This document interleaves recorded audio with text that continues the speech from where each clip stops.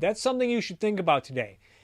If a college education is a good investment long term, then on a free market there will be greedy bankers who will be happy to make that investment because they will make a good return on that money.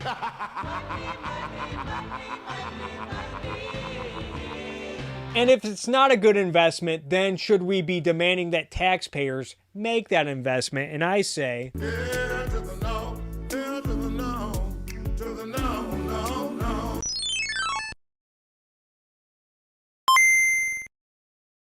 today, I want to talk about student loan forgiveness because a lot of people are talking about this. I guess the jibber-jabbering Joe Biden administration is talking about forgiving student loan debt to one extent or another. This is an article from Bloomberg. This is also according to Now This News, as well as CNBC. And this is not a new debate. The crazier people on the left, like Bernie Sanders and Elizabeth Warren, have long advocated for forgiving student loan debt, even going as far as offering tuition-free college in the United States.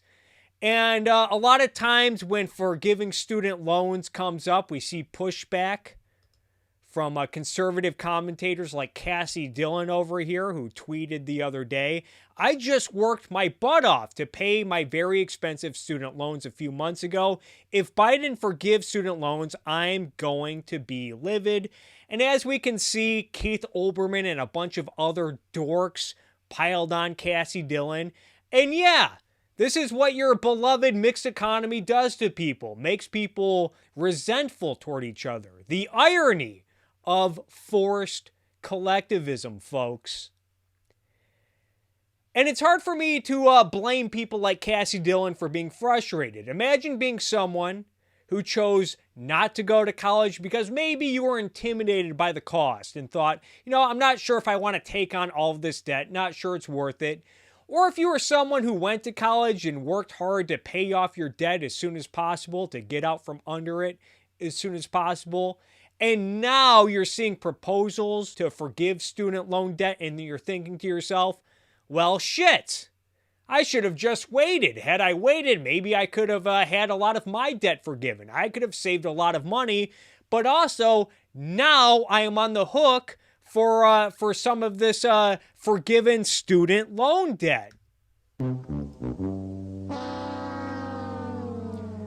There's also a lot of speculation over whether or not forgiving student loan debt would make inflation worse, amongst other possible consequences.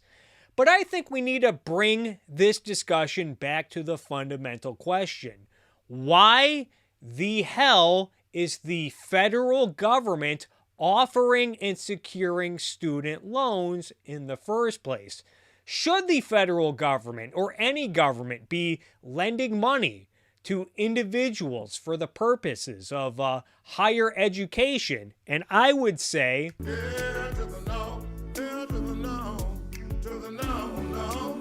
of course, the answer to this ultimately, when you boil it down, is altruism, which is a garbage anti-life code of ethics. But bringing it back to politics, where does the United States federal government get the money to fund programs like student loans? The federal government either has to take the money via taxation, take it from people who work and produce in this country, or I guess with the goofy-ass monetary policy that we're currently operating under, they can just print the money. And if there are no consequences to just printing money out of thin air, then why not just send every American $1 million every year so that we can all be millionaires forever? Of course, the answer to that is because you would have consequences. First off, it would not solve anything, and it would likely lead to a disastrous amount of inflation. And this is a reminder, if an idea is catastrophic when taken to the extreme, then it's probably a shitty idea. So the federal government providing student loans, on its face, you are forcing every American to be poorer, and for what purpose? So that high school graduates have a guaranteed access to funds for their college education. Okay, but someone's desire or need to go to college does not justify taking money out of my wallet. Even the liberal comedian Bill Maher gets this. I know free college is a left-wing thing, but is it really liberal for someone who doesn't go to college and makes less money to pay for people who do go and make more? And you could apply this standard to a variety of expensive stuff that might make it easier for individuals to rise out of poverty. Having a college degree, yeah, it might afford you more opportunities and better opportunities on the job market. Owning an automobile will also afford you more and better opportunities on the job market. Would this justify the federal government backing or straight up offering loans on automobiles? I say,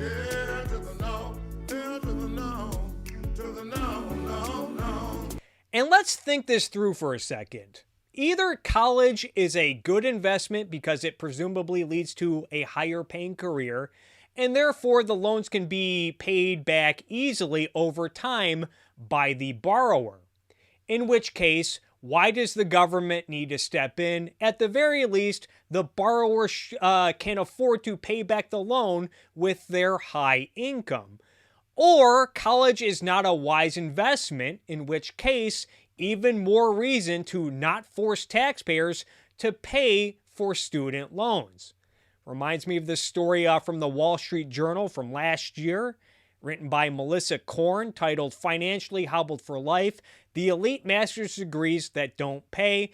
As you can see, they already have an anecdote in the headline from a 29-year-old filmmaker who went to Columbia University, got their master's degree, and is now on the hook for over $300,000 in student loans, but does not make the money to justify borrowing that much. So I guess the taxpayers have a moral duty to pay this guy's bills. You gotta be fucking kidding. Now, both cases can be true. College can be a good investment if you are pursuing a high-paying career that requires an education. College can also be a boondoggle if you major in something that does not lead to a high-paying career.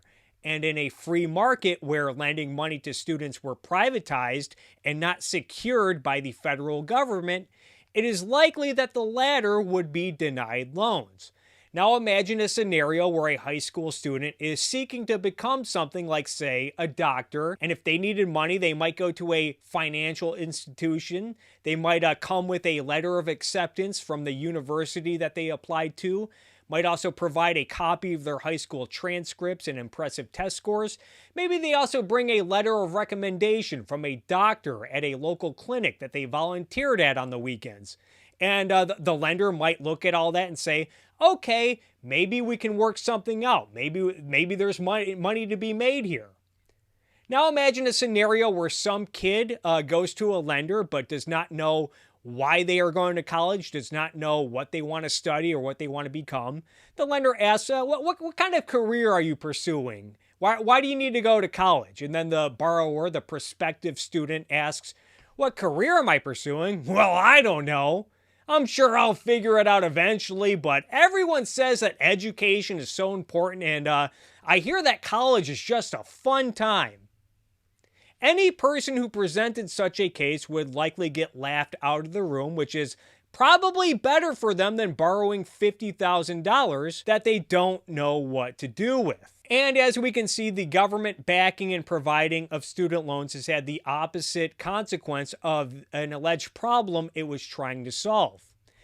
You can trace this back arguably to President Dwight Eisenhower's National Defense Education Act, but this really ramped up in 1965 with Lyndon Baines Johnson's Higher Education Act, which was part of his Great Society, which Lyndon Baines Johnson, he told the Congress that higher education was no longer a luxury, but a necessity. And as you can see, this program was extended and expanded multiple times over the years until 2010, with the Healthcare and Education Reconciliation Act of 2010, which essentially, according to this, It ended the process of the federal government giving subsidies to private banks to give out federally insured loans. Instead, loans would be administered directly by the Department of Education. So for roughly the past 56 years, the federal government has either been securing student loans or they've been offering these student loans directly. And surprise, surprise,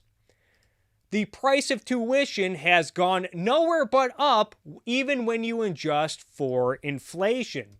No surprise there. Now, where have we seen something like this happen before, where the government has tried to intervene to make something more affordable?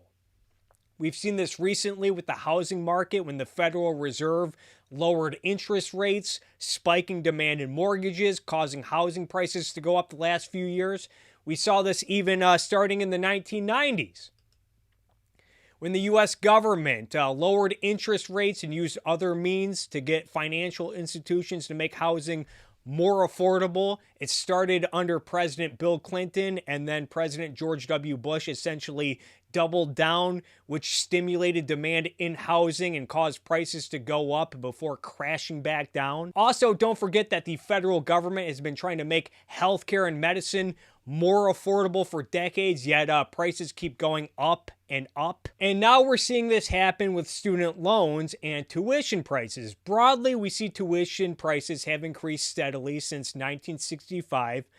But we can even look at some specific examples. And we're going to start with the University of Massachusetts Amherst. This is a document that I downloaded from their website. It's from 1967, titled Facts and Figures. And I want to compare how college costs compared with the median income over time. Now, comparing these numbers is going to be a little tricky for a variety of reasons. We're going to be using data from the U.S. Census. The U.S. Census focused more on household income rather than personal income, and gender participation in the workforce was a little different, to say the least, in the 1950s. But according to the U.S. Census, the U.S. household income in 1950, as you can see, was $3,300 a year. But if you look further into the document, the median income for non-veteran men aged 24 to 35 was just above $2,600 a year. So I'm going to use $2,600 as the median personal income. And if we look at tuition costs at the University of Massachusetts Amherst in 1950, it was about $100 for tuition plus $575 for room and board. So between tuition and room and board, it'd be roughly $675. Multiply that by 4 years, and you would have a total of about $2,700, which would be about a 1-to-1 total debt to your annual salary if you were earning at the median personal income in 1950. Now we can compare that to today. This is according to the University of Massachusetts Amherst today.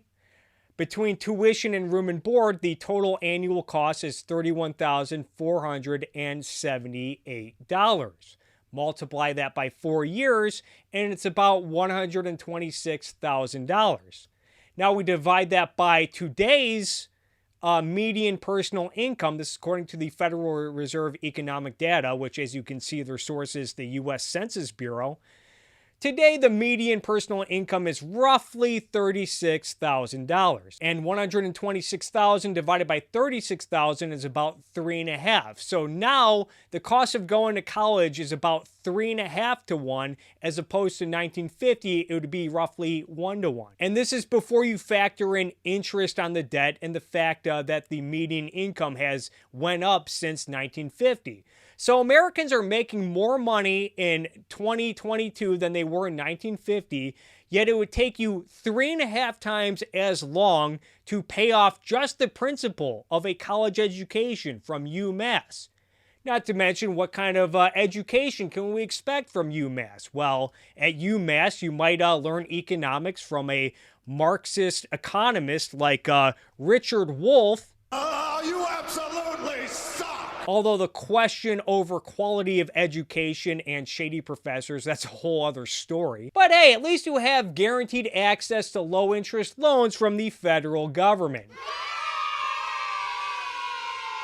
Now let's look at another school. Let's look at another public university, the University of North Carolina. It looks like, this is according to an article from 2017, they compiled data from sources that they found. They show tuition costs every year going back to 1947. Now, we're going to have to do things a little differently because we only have data for tuition. We do not have data for room and board. So in the 1950s, it looks like from 1950 to 1954, annual tuition cost at the University of North Carolina was roughly $100 a year, which means in the 1950s, you probably would have had to borrow between $400 and $450 total for tuition at the University of North Carolina, which for a man on a median income, the total debt for 4 years of tuition would be roughly 17% of your annual income. Now let's jump to 1975, and tuition costs went up to $256 a year at the University of North Carolina. And according to the U.S. Census in 1975, the median income for unrelated individuals was roughly $4,880 in 1975. This is somewhat in line with the chart provided by the Federal Reserve of Economic Data. So in 1975, after 4 years total at the University of North Carolina, you would have had to borrow roughly $1,024, which would be roughly 21% of your annual income if you earned at the median personal income in the United States. Now we jump to today. According to the University of North Carolina's own website, the cost for tuition on an annual basis is roughly $7,000,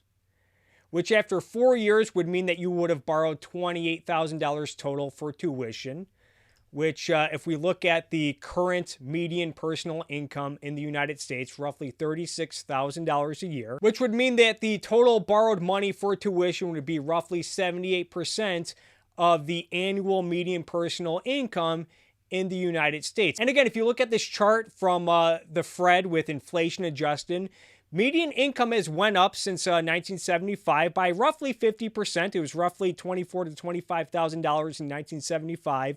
And now it's at about $36,000. Yet in 1975, if you earned at the median personal income, annual tuition costs would be roughly 5% of your annual income. Today, despite making 50% more money, your annual tuition costs would be roughly 20% of your annual income. That's just not smart. Going back to whether or not the government should be offering or securing student loans, one may say, well, if someone grows up in poverty and is seeking to become a doctor, a lawyer, an engineer, some high-paying career that requires a college education, it would be nice if they had access to a low-interest loan to get them started. Okay, well, now they have to compete with a bunch of other people who are also borrowing money to go to college. Combine that with a culture who blindly encourages everyone to go to college. We're talking wannabe proud parents, teenage peers, the pop culture that glorifies the college life and places a high premium on education, public schools, the media, politicians. Sure, now the prospective doctor has access to a guaranteed line of low interest credit. The bad news is that this has stimulated demand and thus made tuition more expensive than it otherwise would be. It's not enough to just preserve the status quo and say no to forgiving student loan debt. We need to get the fucking government out of securing and offering student loans altogether. Now, some of you might be thinking, but what if someone cannot afford to go to college? One, as I just demonstrated, it's highly likely that college would be more affordable in a free market. Two, in a free market, you would probably see a lot of benevolence from wealthy individuals who would probably happily establish scholarship programs, give to charitable causes, establish libraries, give to large universities, and so on, along with financial institutions figuring out ways to make money off of financing students who are pursuing a reliable, good-paying career. And 3, and most importantly, it's not my fucking problem. One person's need or desire does not place a burden on the rest of society. And caving on principles does make the slope slippery. You can see this with the way people like Bolshevik Bernie Sanders bring up the Wall Street bailouts whenever talking about this, as you can see in this tweet and this tweet. Although, oddly enough, when it comes to the 2008 bailouts, the bailouts were actually loans that had to be paid back. According to this article, the banks paid back all of the federal bailout money. This is also according to ProPublica. Apparently, the government received more money than they lent out for the bailout money, which doesn't make it right. But by this standard, students should also be expected to pay back their loans. But also often when this comes up, it's packaged with the proposal to make college tuition free at the expense of the taxpayers. And if you push back on that idea, then socialist and economic fascist types will invoke the fact that taxpayers already fund K through 12 public education in this country, and hey, you already signed off on that, why not take it one step further? This is what happens when you cave on principles. After you cave, it's just a matter of degree. And if burdening the taxpayers with student loan debt were such a wonderful idea, as Biden cheerleaders like Brian Tyler Cohen over here insist, framing debt holders as being excluded from the economy, which is a ridiculous way to frame it.